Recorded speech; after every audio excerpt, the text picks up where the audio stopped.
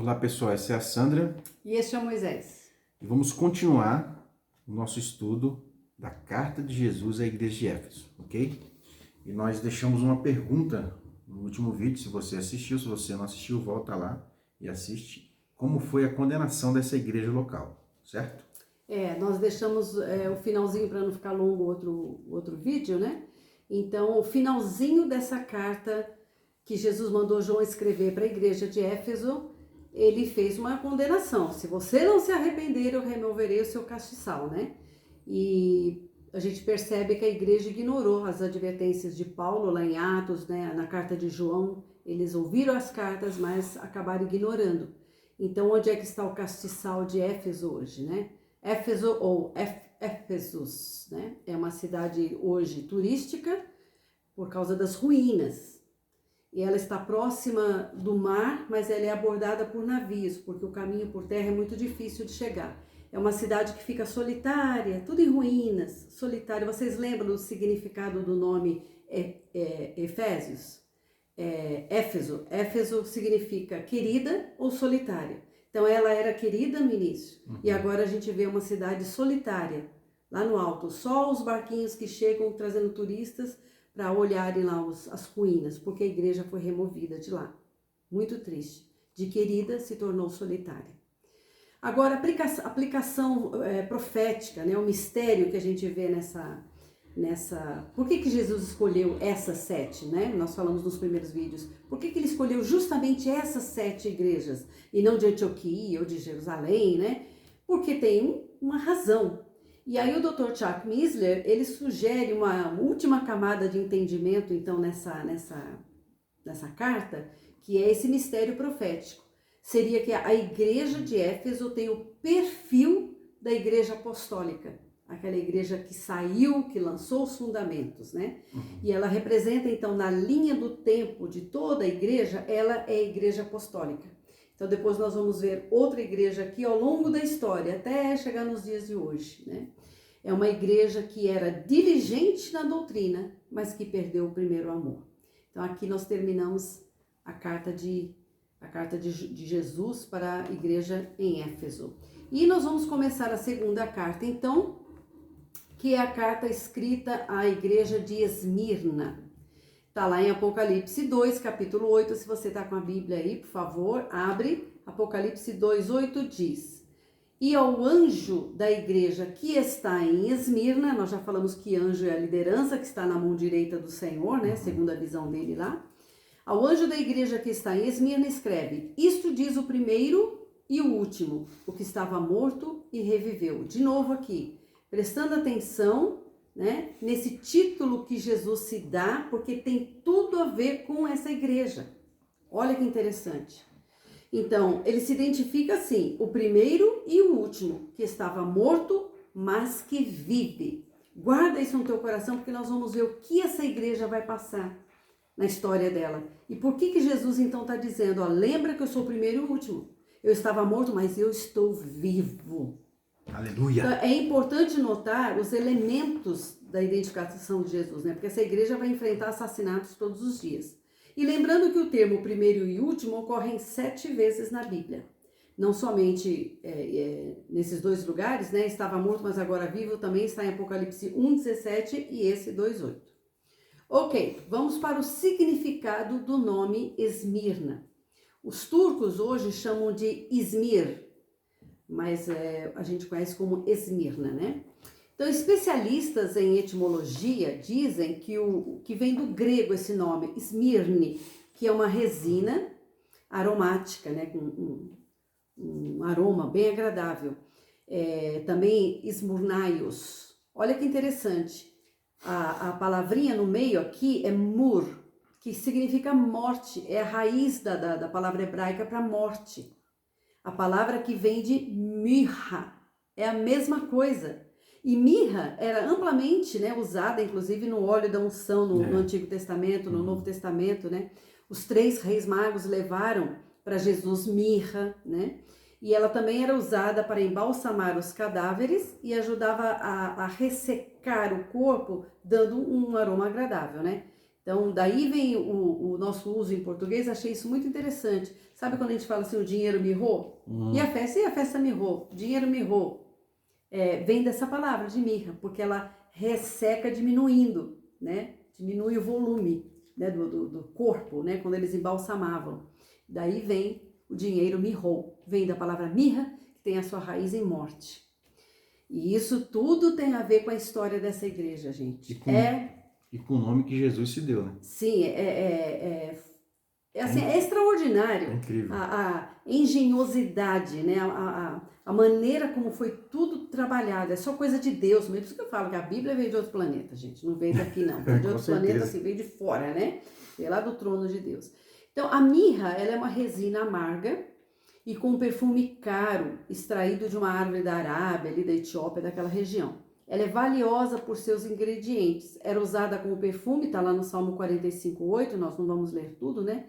Eles ungiam com óleo, o sacerdote também usava, está lá em Êxodo 30:23, mas o seu principal uso era aliviar a dor e embalsamar na morte. Em João 19:39, nós vemos que Nicodemos levou quase 100 libras de um composto de mirra e aloés para embalsamar o corpo de Jesus. E o processo para extrair a essência da mirra é o esmagamento. Olha só, o qual descreve bem o processo pelo qual passou a igreja de Esmirna. Interessante. Agora, vamos trabalhar um pouquinho mais esse assunto aqui da mirra, porque é bem interessante. Olha, foi levado para Jesus quando ele nasceu pelos 3 reis magos, está lá em Mateus 2:11, ouro, que significa realeza, reconhecendo ele como rei. Incenso, que significa divindade, né, que representa a divindade dele, porque ele é sacerdote. E a mirra também foi levada, que significa sofrimento e morte, que é para embalsamar o corpo. Então significava morte. Quem estava dando a mirra ali, estava dizendo, olha, isso aqui é para sua morte, né? Mas tem a ver com o profeta, gente. Então o rei, o sacerdote e o profeta Jesus. Agora, quando você olha os versículos que falam do milênio, lá em Isaías 60, verso 6, a multidão de camelos te cobrirá, os dromedários de Midian e Efá, todos virão de Sabá, ou Seba, né? Trazendo ouro e incenso, e publicarão os louvores do Senhor. Aqui não tem mirra. Aqui é ouro e incenso. Aqui é realeza, é rei, e ao sacerdote, rei e sacerdote Jesus. Não vai ter morte mais. A morte foi só na primeira vinda dele. É lindo ou não é? Maravilhoso. Bom, primeira camada de entendimento, então, nós já estamos, né, nos acostumando com isso. A carta tem uma estrutura. Nessa primeira camada é a aplicação local. Então, essa igreja de Esmirna era uma igreja que existiu mesmo, né, local. Tinha um grupo que pertencia a ela, e ela estava a mais ou menos assim 67 quilômetros ao norte da igreja de Éfeso. Lembra que essas 7 igrejas são tudo ali na Ásia? Elas estão mais ou menos próximas, né? Assim. E essa de Esmirna está a 67 quilômetros ao norte de Éfeso. E ela possuía um porto duplo excelente, águas ao redor do porto, que eram ancoradouros profundos. E ancoradouro profundo é bom porque os barcos grandes podem chegar bem perto. Vocês entendem, né? Quando é muito raso, o barco tem que parar lá longe, o barquinho pequeno tem que ir lá descarregar. Então isso aqui era uma vantagem, ok? Esmirna hoje é chamada de Izmir e é a 3ª maior cidade da Turquia, com uma população de 4 milhões de habitantes, por aí, né? No Novo Testamento, estima-se que eram como 100 mil pessoas, não sei. Ela exporta tabaco, uvas, figos, algodão, azeitona, azeite, oliva, né? Azeite de oliva. E a localização geográfica dela, ela está na estrada do Vale Fértil de Mermos, na boca do rio Meles, e bem protegida no Golfo de Esmirna. Ela está colocada estrategicamente para o comércio entre Ásia e Europa. Strabo, um escritor, um historiador, ele descreve como a mais linda cidade do mundo. Mesmo hoje, orgulhosamente, Izmir tem sido chamada de Paris do Levante. Levante é ali o Oriente, né? Então, de Paris do Levante, de tão bonita que Izmir é. Então, na história, vamos lá para a história, lá para o passado. ela foi devastada anos atrás por Líetes, rei da Lídia, e deixou de existir por 3 séculos, um fim patético de uma história de 2 milênios e meio. Mas no 4º século, Alexandre o Grande ordenou Licímaco, seu general, acho que é assim que fala o nome, né? A construção de uma cidade forte, bem planejada e a mais bonita em Iônia. E ela prosperou e se tornou a maior e mais conhecida do mundo de então. Agora, no ano 27 a.C., Esmirna ficou debaixo do controle dos romanos, mas provou ser uma aliada fiel na guerra contra a Síria. De 27 a.C. até 324 d.C., ela desfrutou de grande prosperidade material. Durante o reinado de Tibérios, sofreu um grande terremoto, então muita construção, né, foi destruída. Entre 178 e 180 d.C., ela sofreu uma sucessão de distúrbios sísmicos, abalos, né, de terremotos, e tornou-se vulnerável a ruínas.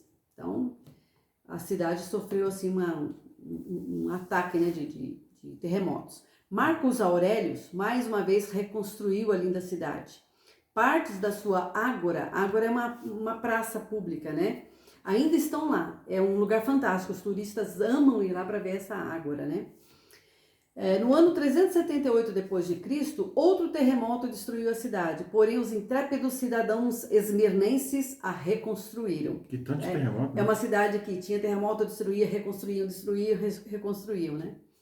Vamos falar sobre o paganismo, porque aqui vem uma coisa interessante. Ao pé da montanha ficava o templo de Zeus, o pai dos deuses, chamado de Senhor dos Céus, Senhor da chuva, Senhor das nuvens e do trovão. Ao longo da estrada dourada, que ia até o porto, né, ficavam santuários de Apolo, deus Sol, Afrodite, a deusa do amor e da beleza, Escalápio, o deus da medicina, que é representado por cobras, né, e Cibele, a deusa originária da Frígia, que era mãe dos deuses e mãe da natureza. Deusa representada por uma pedra caída do céu, um meteoro, um meteorito, sei lá. Caída do céu é interessante. Né? Ágora era o centro político e comercial. Estavam ali as estátuas de Poseidon, deus do mar, Demétre, deusa da agricultura, e Cibele, a deusa patrona da cidade, que era uma reencarnação de Réia, a filha do céu e da terra, e a mãe de Zeus, de Poseidon e Hades, né? Aquelas da mitologia grega. A adoração a essa deusa, gente, era selvagem e sem limites, tá? A essa patrona da cidade. Ela se apresentava como doadora de riqueza e é descrita como entronizada, essa deusa, e usando uma coroa de batalhas e torres, uma deusa da fortaleza. Isso é bem estranho, né? Esse termo aqui. É uma coroa esquisita, que tem caveiras e que tem torres. Bom, Esmirna foi um dos primeiros lugares a apoiar a adoração a César. Lá tinha uma estátua para ele também. Em 196 a.C., o povo de Esmirna erigiu um templo a Dea Roma, deusa de Roma. Dea Roma é deusa de Roma. E eles, consequentemente, construíram um templo a Tibérios, no ano 26 d.C. Quer dizer, ali era deuses para todo lado, né? E esses templos para Tibérios e para César, isso aí é reconhecendo eles como deuses, eles eram adorados mesmo, né? Então, a adoração ao imperador, gente, era obrigatória. Todos os anos, os cidadãos romanos tinham que queimar uma pitada de incenso, tá, no altar, reconhecendo assim publicamente que César era o Senhor Supremo. No início isso era político, né, porque havia muitas tribos e povos misturados, e eles queriam trazer uma unidade, ó, esse aqui é o que manda em vocês, é o César, né? Era uma maneira de integrar o império e dizer quem é que mandava. E ao fazer esse ritual, você recebia um certificado dizendo que você adorou o César. Agora você se imagine um cristão vivendo num lugar desse, tendo que apresentar o seu certificado de que você adorou a César, né? E tendo que queimar um incenso lá, uma praça pública, né, com uma estátua e um fogaréu lá, e você tinha que ir lá e fazer isso. Então, este ato de adoração representava um teste vital para os cristãos, e multidões deles, se recusaram e morreram em estacas ou pelas feras nas arenas, porque se recusaram a dizer César é o meu Senhor. Hoje em dia, muitos cristãos estão dizendo dinheiro é meu Senhor, a fama é meu Senhor, poder é meu Senhor, posição é meu Senhor. Cuidado, nós vamos parar o vídeo aqui para não ficar muito longo. E nós vamos continuar no próximo vídeo falando sobre a carta à igreja de Esmirna. Essa parte histórica é um pouco densa, mas é importante porque tem conexões com a carta que nós estamos estudando. Então é importante a gente conhecer esses pontos. Então até o nosso próximo vídeo. Deus abençoe vocês.